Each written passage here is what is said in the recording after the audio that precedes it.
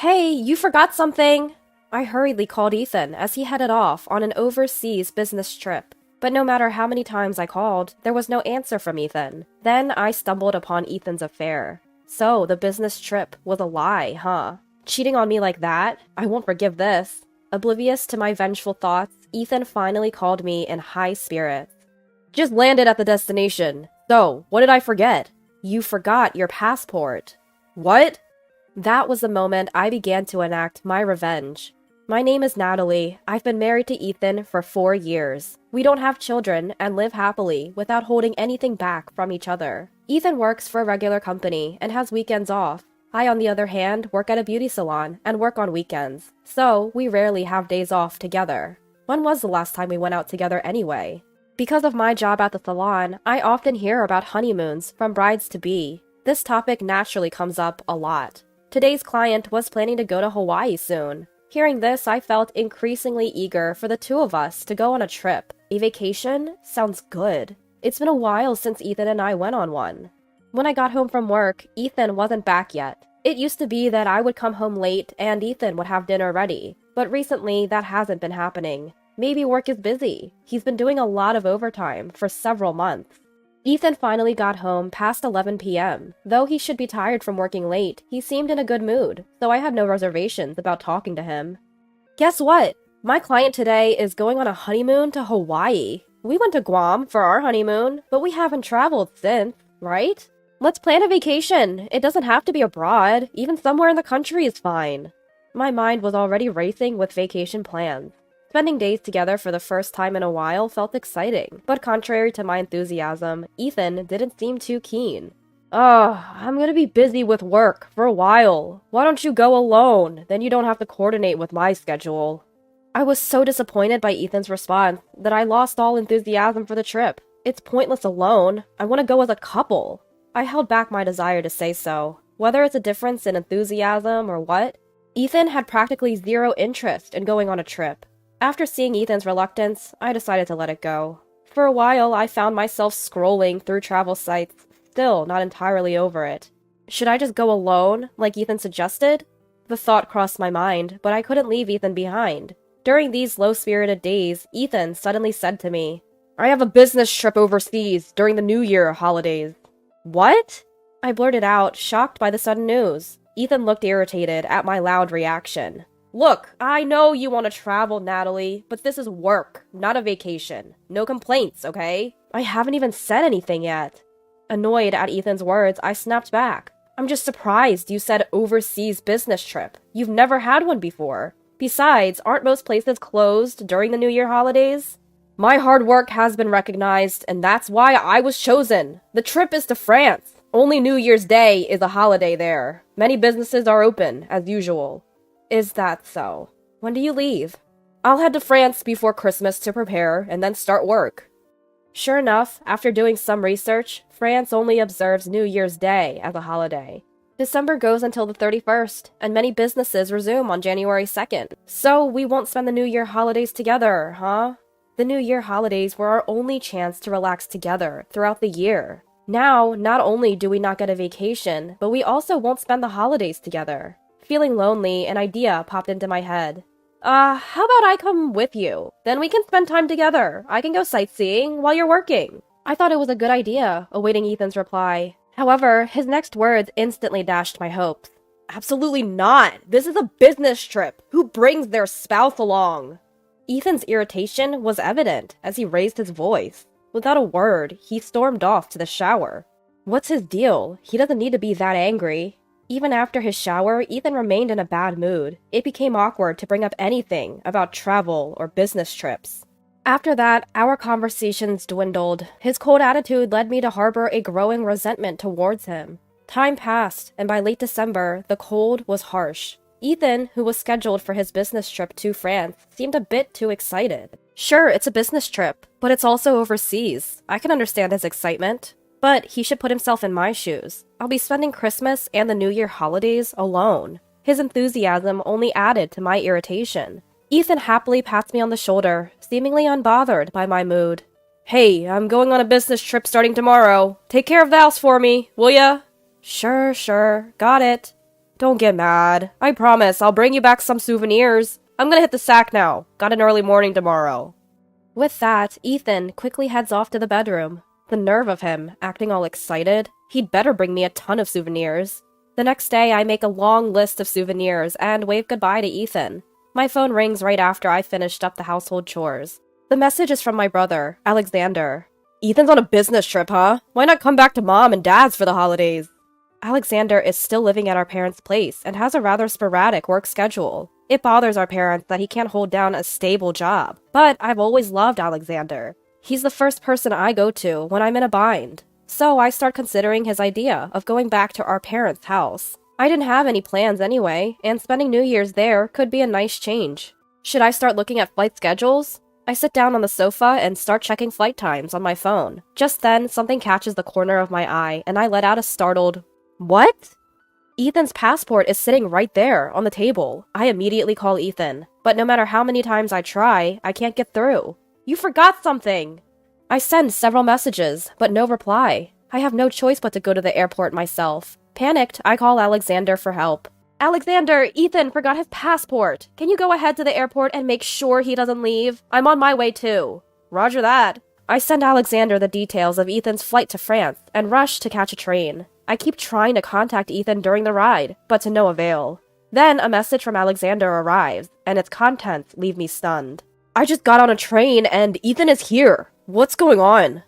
Attached to Alexander's message is a photo. When I open the file, there is Ethan, holding hands with an unfamiliar woman on the train. In an instant, I understood everything, and my body shakes with fury. So the business trip was a lie. I won't forgive him. He will regret betraying me. I immediately contact Alexander. "Alexander, forget what I said earlier. Instead, follow Ethan and take lots of pictures of him and that woman." "Roger that." Alexander must have realized what was going on. He didn't question me further and immediately started tailing Ethan. Later, I met up with Alexander at the airport. According to Alexander's phone, there are multiple photos of Ethan looking cozy with another woman. Contrary to what Ethan said, Alexander's investigation revealed they aren't headed to France, but New Orleans. It's a high-end hotel in New Orleans with great reviews. It turns out Alexander secretly overheard Ethan's conversation on the train. Ethan was loudly discussing details while looking at a travel magazine, so Alexander quickly figured out the destination. At that moment, Alexander asked me, "So, what are we going to do? This is clearly a cheating trip, right?" "We're going in." "What?" "We're going to crash their little getaway. You think I'm going to let them enjoy their trip?" For a second, Alexander looked surprised, but then quickly smiled. "All right, if that's the plan, let's go to New Orleans right now." So we decided to follow Ethan to New Orleans. After a 3-hour flight, we arrived in New Orleans. We then hurried to the high-end hotel, led by Alexander. The phone rang, just as we arrived at the hotel. Could he have realized we were following him? I quickly answered the call, but it turned out to be a needless worry. "Hey, Natalie! Sorry, I was on a flight and couldn't check my messages. Just landed in France. What's this about something I forgot?" Ethan sounded carefree over the phone. He was lying, and he didn't know I was close by. I bluntly told him the truth. "You forgot your passport." "What?" I immediately went on the attack. "How did you get to France when I have your passport right here? Did you enter the country illegally? You think I want to be with a criminal?" Ethan started to fumble. "I realized I forgot the passport, so I had a new one made at the airport." My anger grows at Ethan making excuses. Unable to contain my emotions, I yell into my phone. "Are you kidding me? I've never heard of a passport getting issued instantly at the airport. Who do you take me for?" "Calm down, Natalie. It was a joke. I actually have 2 passports." "What? 2 passports? Quit your nonsense." Ethan went silent, but my fury wouldn't cease. "You thought that lie would work? I know everything. You're in New Orleans right now, aren't you?" I'm on a business trip to France." "You're still lying? I told you I know everything. I know you're in New Orleans on a cheating trip." "What?" With that, the call suddenly ended. He must have hung up, realizing things looked bad. But it was too late. A few minutes later, a message came from Alexander. "They're here, in the front lobby." If Ethan knew I was aware of his affair, he would surely scramble to change his accommodation. That's why we waited for him in the hotel lobby. Upon seeing Alexander and me, Ethan looked extremely shocked. Right behind him was the woman from the photos, the same woman he was having an affair with. I marched right up to Ethan and stood my ground. Ethan's face was a picture of surprise. Natalie, this isn't what it looks like. My business trip was suddenly relocated to New Orleans. I'm not doing anything shady, I swear. Who in their right mind would believe you now? How do you explain the woman standing behind you? This girl is, a junior colleague. She's on this business trip with me. I was utterly disappointed to hear Ethan still making excuses, even in a situation like this. I opened the messages Alexander had sent me and held them up in front of Ethan. So what about this? How do you explain holding hands if you're just colleagues on a trip? When did you get that? I glared at Ethan. It's pointless to argue now. I have evidence, so you can't run away from this. I heard Ethan gulp right in front of me. Then I turned my attention to the woman he was with. What are your plans with my Ethan? You know he's a married man, right? Suddenly, the woman became visibly shaken and started blaming Ethan. Wait a minute, Ethan! You said your wife would never find out! That's why I agreed to be with you!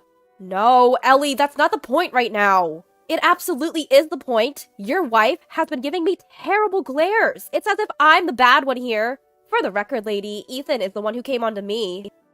Ellie, as she was called, continued to insist Ethan is entirely to blame, without offering any apologies. The thought that Ethan had prioritized Ellie over me was unbearable. Overwhelmed with anger, I momentarily forgot we were in a public lobby and raised my voice. Don't give me that. It's not about who's wrong. Both of you are to blame. Ethan, you may have initiated it, but you, Ellie, went along with it knowing he was married. I'll make both of you regret this. Ethan's face turns pale at my words. Ellie, on the other hand, tries to act strong all of a sudden.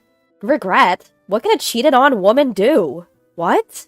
You see, Ethan chose me. Natalie, no matter what happens to you, you'll be the one left alone. Ethan and I are going to be together soon. There's no way I'm gonna be miserable. Right, Ethan?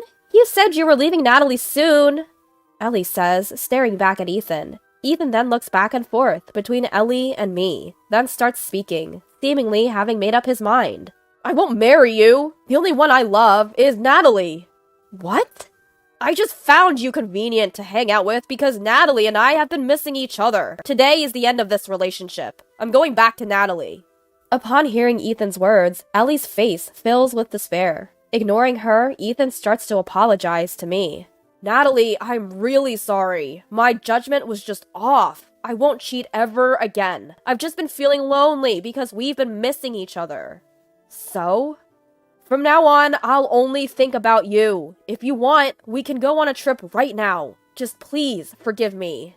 He thinks an apology will fix everything? His reasoning makes me even angrier. A trip now? Are you kidding me? Why didn't you go on a trip with me in the first place? You prioritized Ellie over me. I will never forgive either of you. I'm divorcing Ethan, and in the divorce court, I'll demand more than the standard settlement.